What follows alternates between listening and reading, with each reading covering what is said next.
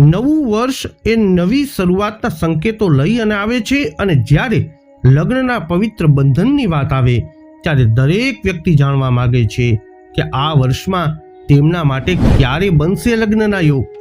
તો આજે વિગતવાર આપણે જણાવીશું કે તમારા માટે લગ્નના યોગ આ વર્ષમાં કયા કયા મહિને અને કઈ કઈ તારીખોમાં સંભવ છે. તો આ વિડીયોમાં અંત સુધી અમારી સાથે જોડાયેલા રહેજો. આ વિડીયોમાં ચર્ચા કરીશું તુલા, વૃશ્ચિક તથા ધન રાશિના જાતકોની. તો નમસ્કાર મિત્રો, અંબા એસ્ટ્રોલોજી ગુજરાતી ચેનલમાં આપ બધાનું ખૂબ ખૂબ હાર્દિક સ્વાગત છે. મિત્રો, નિયમિત જ્યોતિષીય માર્ગદર્શનને લગતા વિડીયો જોવા માટે તમે અમારી ચેનલને અત્યારે સબસ્ક્રાઇબ કરો. આ વિડીયોને લાઇક અને શેર કરવાનું ભૂલશો નહીં. જ્યોતિષને લગતા સમાધાન માટે તમે અમારો સંપર્ક અવશ્યથી કરી શકો છો. મિત્રો, વર્ષ 2026નું આ વર્ષ ઘણી રાશિઓ માટે શુભ લગ્નની સંભાવનાઓ લઈ અને આવી ચૂક્યું છે. જેમની કુંડળી પહેલેથી જ લગ્નમાં વિલંબ કરી રહી છે તેમના માટે આ વર્ષ નવી આશાઓ અને નવા સંબંધો લઈ અને આવી શકે છે. જ્યોતિષશાસ્ત્ર અનુસાર આ વર્ષે કેટલાક ગ્રહોની ગતિવિધિઓ અને સ્થિતિ ઘણા લોકોના જીવનમાં લગ્ન બંધનને મજબૂત બનાવી રહી છે. તો આવું હવે વિગતે જાણીએ તમારા માટે ક્યારે બનશે લગ્નના યોગ. શરૂઆત કરીશું આપણે આ વિડીયોમાં જેમના નામના અક્ષરો હોય છે ર અને ત, તુલા રાશિના જાતકોથી. તુલા રાશિના જાતકો, તમારા માટે વર્ષ 2026માં ક્યારે બનશે લગ્નના યોગ? તો તુલા રાશિના જે લોકો લગ્ન કરવા માંગે છે અથવા જેમના લગ્નની સંભાવનાઓ કોઈ કારણસર પડકારજનક છે તેમને જાણી લેવું જોઈએ કે વર્ષ 2026ના લગ્નની સંભાવનાઓ અનુસાર નવું વર્ષ એટલે કે વર્ષ 2026 તમારા માટે અનુકૂળ રહેશે. લગ્ન માટે લાયક લોકો માટે વર્ષની શરૂઆતથી 2 જૂન 2026 સુધીનો સમયગાળો મહત્વપૂર્ણ રહેશે. આ સમય દરમિયાન ગુરુ તમારી કુંડળીમાં એવી સ્થિતિમાં રહેશે જે લગ્ન સંબંધિત બાબતોમાં તમને લાભ આપી શકે છે. આ સમય સગાઈ પણ લાવી શકે છે.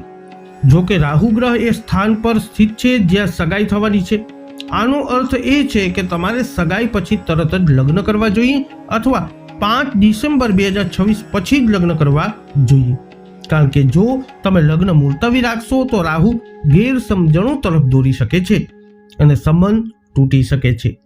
ગુરુ તમારા સંબંધોને મજબૂત બનાવશે, પરંતુ રાહુ કેટલાક અવરોધો ઊભા કરી શકે છે. જો તમે કોઈ પરિચિત વ્યક્તિ સાથે સંબંધ બનાવી રહ્યા છો તો તે સફળ થવાની શક્યતા વધુ છે. હવે વાત કરીશું જેમના નામના અક્ષરો હોય છે ન અને ય, વૃશ્ચિક રાશિના જાતકોની. આ વર્ષે વૃશ્ચિક રાશિના જાતકો માટે મિશ્ર પરિણામો લાવી શકે છે. આ વર્ષે તમને લગ્નના પ્રસ્તાવો મળવાની શક્યતા છે, પરંતુ વસ્તુઓ સરળતાથી સફળ નહીં થઈ શકે. ખાસ કરી અને વર્ષની શરૂઆતથી 2 જૂન સુધી તમને યોગ્ય સાથી ન મળી શકે તેવી સંભાવના છે.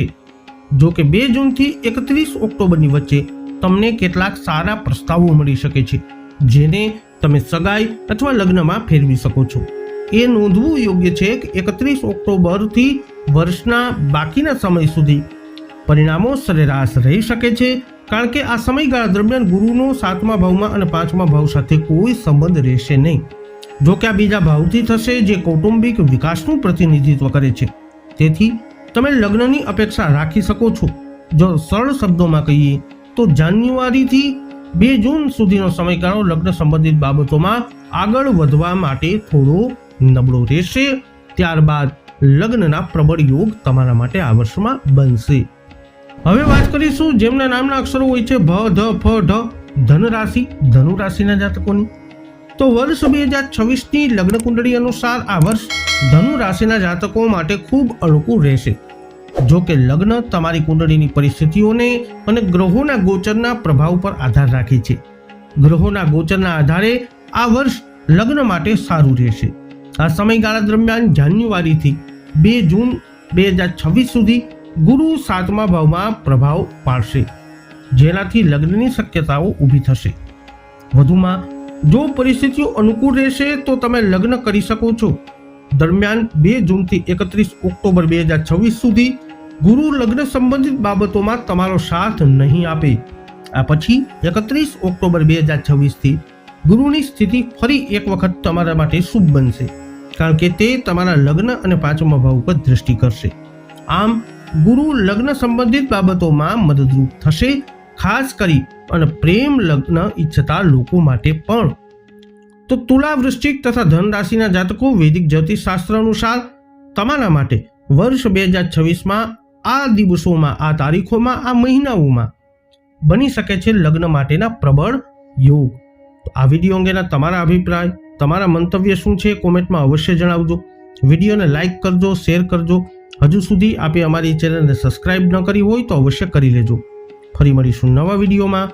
જય અંબે.